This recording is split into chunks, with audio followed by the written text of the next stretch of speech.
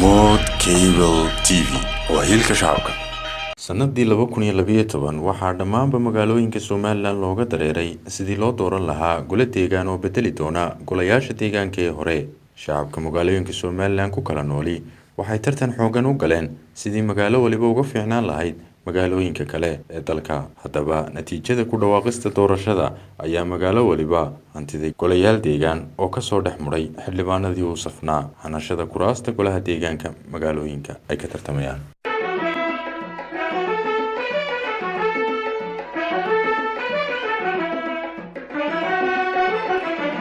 doorashada kadib golo kasta waxa uu fadhiistay sidii ay u dooran lahaayeen hoggaan seetada u haya una cimaamadan maayir iyo maayir ku-xigeen hoggaanka u haya. kadib maayir kastaana waxa uu bilaabay dardar uu doonayo inuu dadkii soo doortay iyo tacabkii doorashadaba ugu bedelo waxqabad hor leh oo la taaban karo.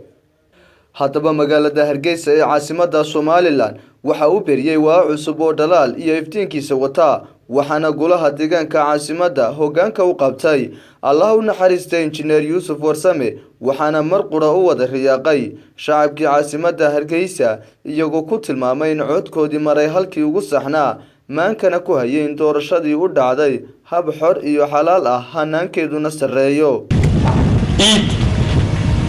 haddaba nooguna kharashko noogu ladan labada nin ee wax kala wada Saleebaan Nuux iyo Yuusuf Warsame aamin labadaas waa niman injineera dalka dhismaa ka socda had iyo goor kharashka iyo hadda tiirinta iyo meelaha ninka dhigta meelka qabadka halkaasa ugu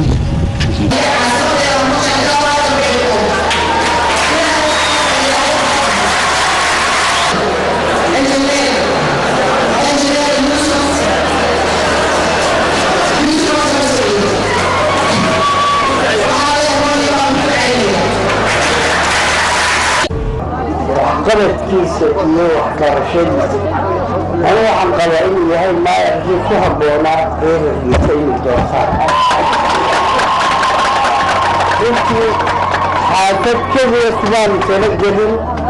inay codkooda siisay Hargeysa oo dhan xaafadeedu inay codka siiyaan baa waajib. waxaanaynu wadnaa mustaqbalkii ummaddan iyo generationka ilka soo kacayo. waa halka u dambaysa xundurta u dambaysa ee aasaasiga ay ku dambaynayso nidaamka dowladnimadu, waa halka ay ku dambayso. madaxweynuhu si guud buu wax u xukumaa, wasiirku si guud buu wax u xukumaa, laakiin meeyarka golaha deegaanku waa halka nolosha bulshadu ay taallo. maalmo kooban oo farxadeeda lahaa kadib caasimadda Somaliland ee Hargeysa waxa uu dumay gabal madow, waxa god ku dhacay rajadii iyo diiladii shacabka caasimadda. Allah u naxariistay waxa tiisii u timi hoygiisii dhabtahaana u galbaday maayarkii rajada iyo farxadda shacabka Hargeysa ee ku yimi kalsoonida iyo rabitaanka shacabka caasimadda. jahwareer badan kadib waxay shacabku su'aalo badan ka keeneen cidda bedeli doonta maayarkoodii xaqa ahaa, isla markaasna waxaa dowladda hoose caasimadda Hargeysa soo food saaray cadaadis dhaqaale uu kaga yimi shakhsiyaad dana gaara ka lahaa doorashada maayar cusub oo iyaga u adeega. ugu dambeynna shakhsiyaadkii faragelinta ku hayay soo xulidda maayar cusub uu dhankooda u janjeedha waxay ku guuleysteen inay toodu socoto, waxaana magaalada Hargeysa loo cimaamaday maayar gacan ku rimisa, isla markaasna aanay shacabku kalsooni badan ku qabin oo ah maayar Cabdiraxmaan Soltekaha haatan dhex seexday shirkii caalamiga ahaa ee ka socday waddanka Belgium. doorashada indhasaabneyd oo shacabku niyad badan ka muujiyeen kadib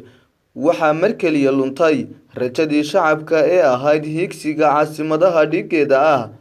waxaa mar qura gadaal isu celisay shookaantii ku socotay jihada horumarka, waxaana kala daatay maalmihii dhalaalka iyo iftiinka lahaa. bilo kooban gudaheedna waxaa lagu dareemay dib u socodka soo food saaray caasimadda Somaliland ee Hargeysa, halkii ay shacabku bidhaansanayeen sii socodsiinta rajadii hore ee ay qabeen. xulufaysiga shakhsiyaad danahooda ku watay ayaa ka dhex bidhaamay dowladda hoose ee Hargeysa, waxa yaraatay daacadnimadii, waxa xaalku isu rogay danaysana docda buuxso ka danayso shacabkii ku doortay diid hadalkooda iyo ku dakee dushooda. boqolaal shacabka caasimadda Hargeysa ah ayay saameyn weyn ku yeelatay dilaalada soo wajahaya caasimadii ee nalkii u baxayay ka baqtiyay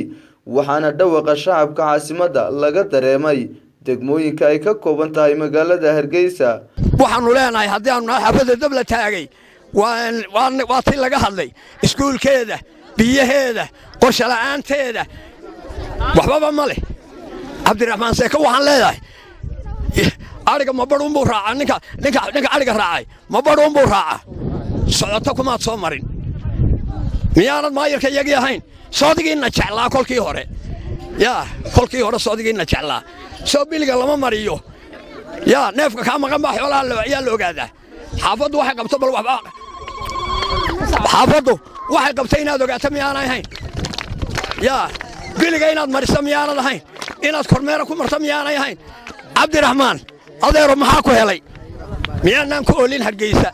biyo ma haysanno waxbarasho ma haysanno waddo ma haysanno dhigahaanu isla sudhanna annagii baa isdilaynaba waryaa waxaan ku idhi dawladdu ha noo kacdo cabdiraxmaanow soo arag halka iyaga lacag baanu ururinoo nidhi toobalay noo keena futada iska geliyaa layidhi waana loo soo celiyey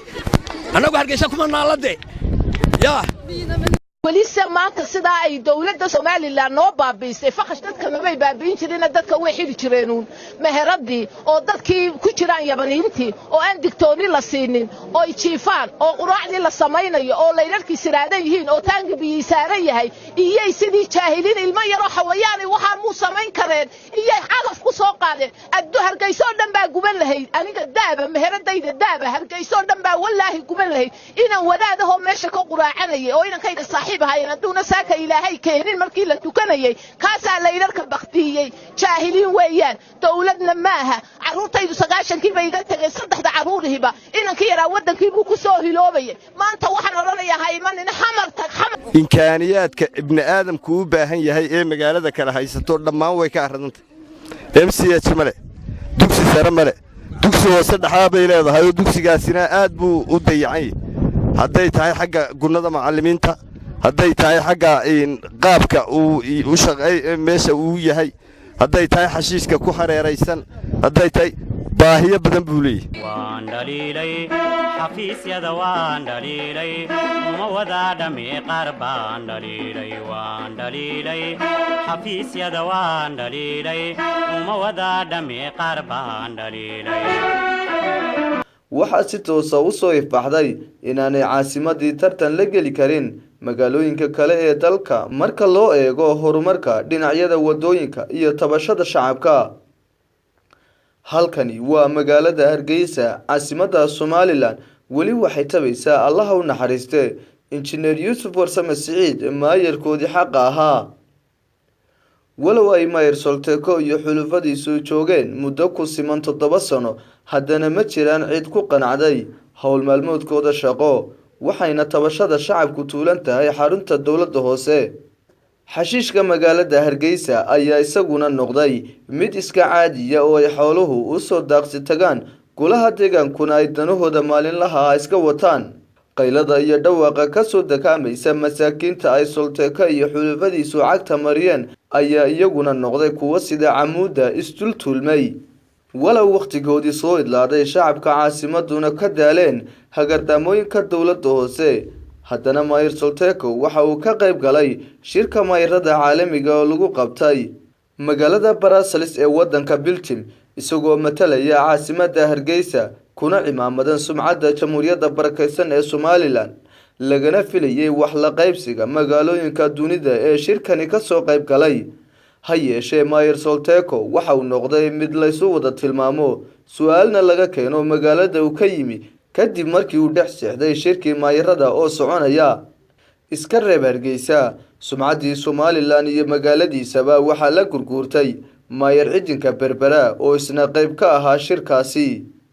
waa Maxamed Andar iyo Cabdikariin Karama Hormuud Cable TV magaalada Hargeysa